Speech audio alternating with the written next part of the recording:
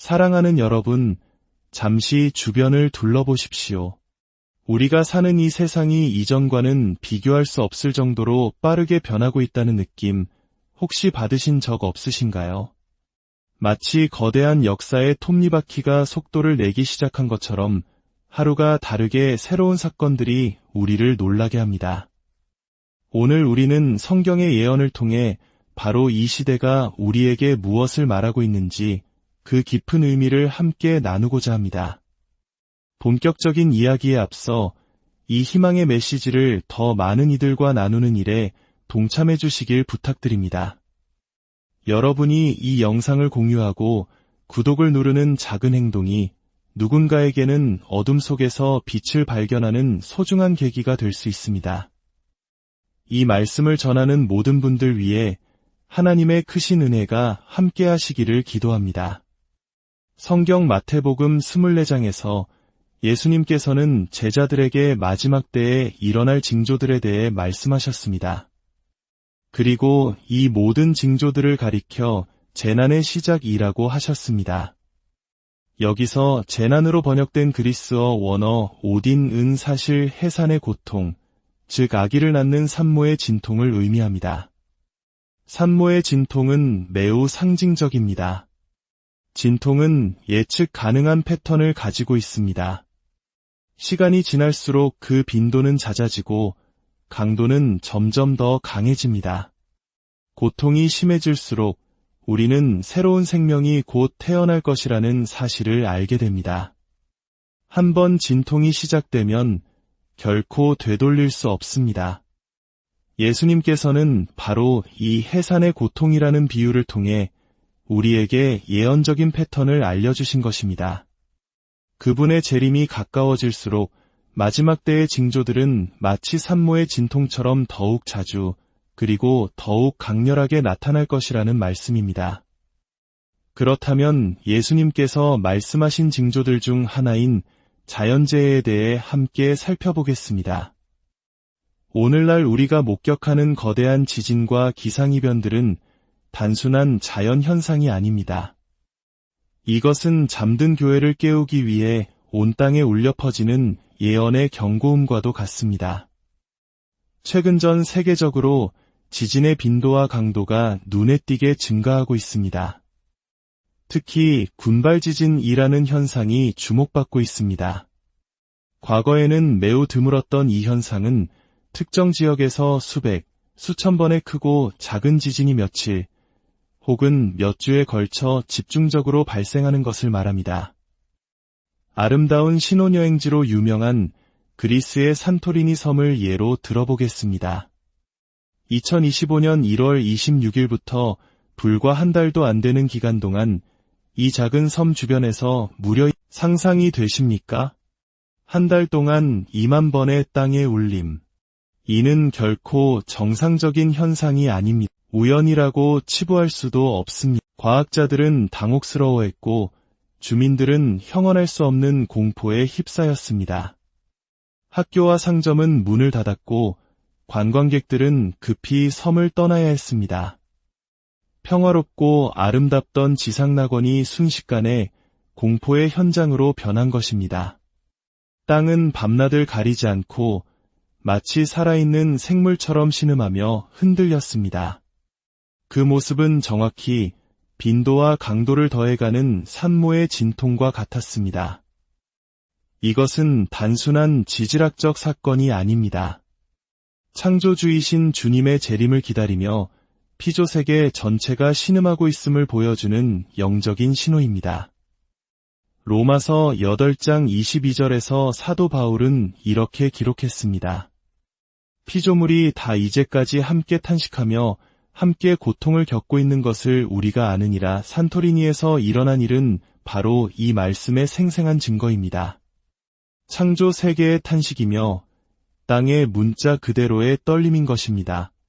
에디오피아에서도 비슷한 일이 있었습니다.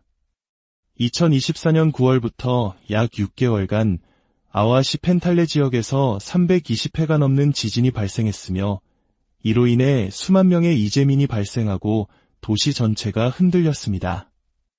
아이슬란드, 알래스카, 우리 한국도 더 이상 지진의 안전지대가 아니라는 사실을 우리는 이미 경험으로 알고 있습니다. 해산의 고통은 점점 더 강렬해지고 있습니다. 산모가 진통을 무시할 수 없듯이 우리 교회 역시 창조 세계가 보내는 이 명백한 신호들을 더 이상 예수님께서는 우리를 두렵게 하시려고 이 징조들을 말씀하신 것이 아닙니다. 우리를 준비시키기 위함입니다. 이 징조들은 우리 마음의 공포가 아닌 시간이라는 고속도로 위에서 목적지가 가까워졌음을 알리는 경고등과 같습니다. 세상은 곧 누군가를 인류 역사상 가장 위대한 순간을 맞이하게 될 것입니다. 바로 우리 주 예수 그리스도께서 그의 백성을 집으로 데려가시기 위해 다시 오시는 그 순간 말입니다. 그러므로 지금은 영적으로 잠들어 있을 때가 아닙니다. 믿음의 미지근한 등불의 기름을 준비하고 깨어서 하늘을 바라보아야 할 때입니다. 징조들은 다가오고 있는 것이 아니라 이미 우리 곁에 와 있습니다. 휴거는 가깝습니다. 두려워하지 마시고 오히려 용기를 내십시오. 휴거는 동화 속 이야기가 아닙니다. 그것은 성경에 기록된 하나님의 분명한 약속입니다. 데살로니가전서 4장 16절과 17절은 이렇게 증언합니다. 주께서 호령과 천사장의 소리와 하나님의 나팔 소리로 친히 하늘로부터 강림하시리니 그리스도 안에서 죽은 자들이 먼저 일어나고 그 후에 우리 살아남은 자들도 그들과 함께 구름 속으로 끌어올려 공중에서 주를 영접하게 하시리니 그리하여 우리가 항상 주와 함께 있으리라. 휴거라는 단어는 끌어올림을 받는다는 의미의 라틴어 라프로에서 유래했습니다. 성경의 약속 그대로 우리는 공중에서 주님을 만나기 위해 끌어올려질 것입니다. 이것은 우리의 끝이 아니라 영원한 삶의 진정한 시작입니다. 예수님께서는 우리에게 전쟁과 기근, 전염병과 지진에 대해 미리 말씀해 주셨습니다. 박해와 배신, 거짓 선지자들의 등장과 불법이 성행할 것도 예언하셨습니다. 이 모든 일들이 지금 우리 눈앞에서 일어나고 있습니다. 그렇다면 왜 아직도 많은 사람들이 두려워하는 것일까요? 두려워할 유일한 이유는 아직 준비되지 않았기 때문입니다. 그러나 당신이 그리스도 안에 있다면 사랑 안에는 두려움이 없습니다. 요한복음 14장에서 예수님은 약속하셨습니다. 너희는 마음에 근심하지 말라. 하나님을 믿으니 또 나를 믿으라. 내 아버지 집에 거할 곳이 많도다. 내가 너희를 위하여 거처를 예비하러 가노니 가서 너희를 위하여 거처를 예비하면 내가 다시 와서 너희를 내게로 영접하여 나 있는 곳에 너희도 있게 하리라. 이 말씀을 마음에 깊이 새기십시오. 주님께서 당신을 위해 다시 오십니다. 예수님의 재림은 공포의 대상이 아니라 기쁨과 환희의 이유가 되어야 합니다. 하나님의 나팔 소리는 우리에게 승리의 소리이며 영원한 본향으로 돌아가는 감격의 소리가 될 것입니다.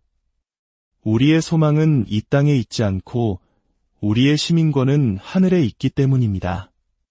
밤이 깊을수록 새벽은 가까워지는 법입니다. 혹시 이 말씀을 들으며 마음의 두려움이 찾아온다면 지금이 바로 당신의 마음을 점검할 때입니다.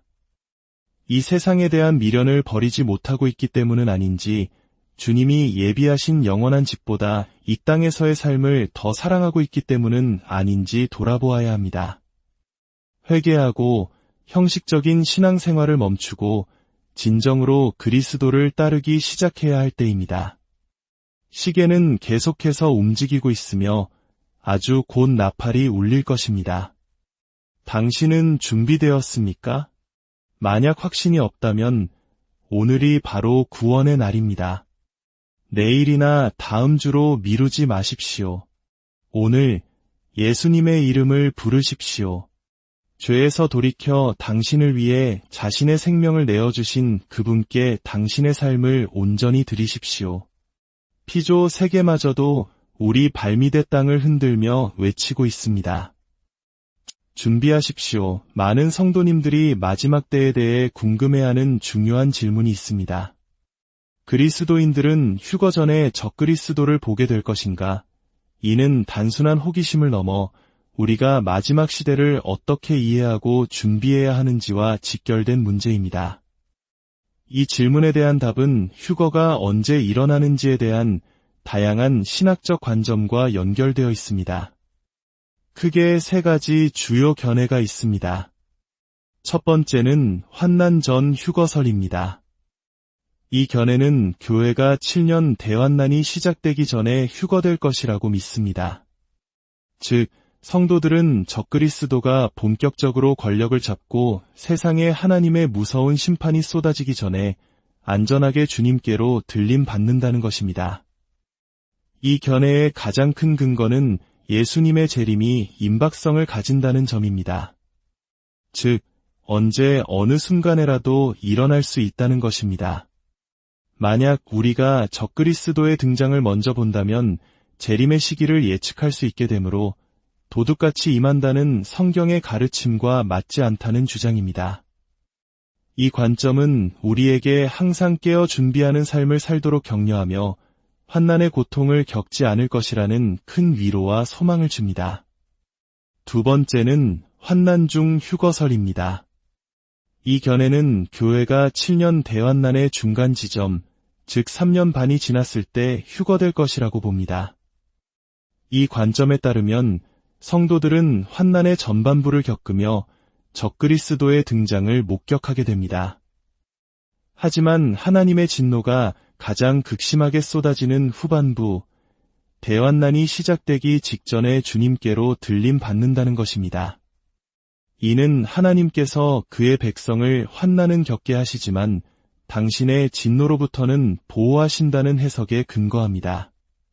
세 번째는 환난 후 휴거설입니다. 이 견해는 휴거와 예수님의 지상 재림이 7년 대환난이 끝나는 시점에 동시에 일어난다고 믿습니다.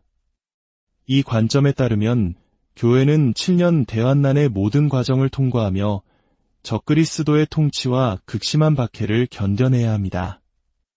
이 견해를 지지하는 이들은 성경의 수많은 구절들이 성도들이 겪게 될 고난과 핍박에 대해 이야기하고 있으며 하나님께서는 고난에서 빼내주시기보다 고난을 통과하도록 지키시고 힘주시는 분이라고 주장합니다. 또한 환난 기간 동안 복음을 전하고 세상의 증인이 될 교회의 사명이 중요하다고 강조합니다. 개인적으로 저는 성경의 전체적인 가르침을 통해 환난 전 휴거설이 가장 성경적인 소망을 준다고 믿습니다. 그러나 이 자리를 빌려 분명히 말씀드리고 싶은 것이 있습니다. 휴거의 시점에 대한 신학적 견해는 우리의 구원을 결정하는 본질적인 문제가 아니라는 사실입니다. 우리는 환난 전, 중, 후 휴거설 중 어느 하나를 믿음으로써 구원받는 것이 아닙니다. 우리는 오직 예수 그리스도를 믿는 믿음을 통해 하나님의 은혜로 구원받습니다. 안타깝게도 오늘날 일부 그리스도인들은 이 부차적인 교리의 차이로 서로를 비난하고 분열하는 모습을 보입니다. 마치 자신의 종말론적 관점과 똑같지 않으면 구원받지 못한 사람처럼 정죄하기도 합니다. 하지만 사랑하는 형제자매 여러분, 천국은 이 문제에 대해 당신과 의견이 달랐던 수많은 성도들로 가득 차 있을 것입니다. 우리가 주님 앞에 섰을 때 그분은 우리에게 어떤 휴거설을 믿었는지 묻지 않으실 것입니다. 그분은 우리가 그분을 알고 사랑하고 그분을 위해 살았는지를 물으실 것입니다. 예언을 연구하고 앞으로 다가올 일들을 이해하는 것은 중요합니다. 하지만 그보다 훨씬 더 중요한 것은 우리 마음이 하나님 앞에서 올바른지, 우리가 사랑 안에서 행하고 있는지, 그리고 이 소망을 다른 이들에게 전하고 있는지 확인하는 것입니다. 부디 부차적인 의견 차이가 하나님의 가족을 나누게 하지 맙시다. 대신 예수님은 다시 오시며 우리는 준비되어야 한다. 는 우리의 공통된 소망 안에서 하나가 됩시다. 데살로니가후서 2장은 적그리스도에 대해 중요한 단서를 제공합니다. 사도 바울은 먼저 배교하는 일이 있고 저 불법의 사람 곧 멸망의 아들이 나타나기 전에는 그날 이르지 아니하리니 라고 말합니다. 그리고 그 불법의 사람이 나타나는 것을 현재 막는 자가 있다고 기록합니다. 많은 성경학자들은 이 막는 자를 바로 이 땅의 교회 안에 내주하시는 성령님으로 해석합니다. 이 해석에 따르면 성령님께서 이 땅에서 완전히 떠나시는 것이 아니라 불법이 온 세상을 뒤덮지 못하도록 막고 계시는 그분의 제지하는 사역이 거두어질 때, 즉 교회가 휴거될 때 비로소 적그리스도가 자신의 정체를 온전히 드러내고 활동하게 된다는 것입니다. 그렇다면 우리는 휴거 전에 적그리스도의 모습을 조금이라도 볼 수 있을까요? 가능성은 열려 있습니다. 우리는 어쩌면 그가 세계적인 리더로 부상하며 평화의 사도로 위장하여 전 세계의 위기를 해결하는 모습을 보게 될지도 모릅니다. 반면에 우리가 전혀 예상치 못한 순간에 휴거가 일어나고 수많은 사람들이 사라진 대혼란 속에서 그가 급부상할 수도 있습니다. 성경은 그 정확한 순서나 시점에 대해 명확히 말해주지 않습니다. 그렇기 때문에 우리는 영적으로 깨어 준비해야 하는 것입니다. 어떤 사건이 먼저 일어나든 우리의 시선은 적그리스도가 아닌 오직 우리의 구원자이신 예수 그리스도께 고정되어야 합니다. 사랑하는 여러분, 세상의 징조들은 분명합니다. 해산의 고통은 이미 시작되었습니다. 이것은 두려움의 시간이 아니라 소망을 굳게 붙잡고 믿음으로 깨어 있어야 할 시간입니다. 오늘 당신의 마음을 주님께 드리십시오. 그리고 언제라도 주님이 부르실 때 주 예수여 오시옵소서라고 기쁨으로 화답할 수 있는 준비된 신부가 되십시오. 주 예수 그리스도의 은혜와 평강이 이 말씀을 듣는 모든 분들 위해 함께 하시기를 간절히 기도합니다.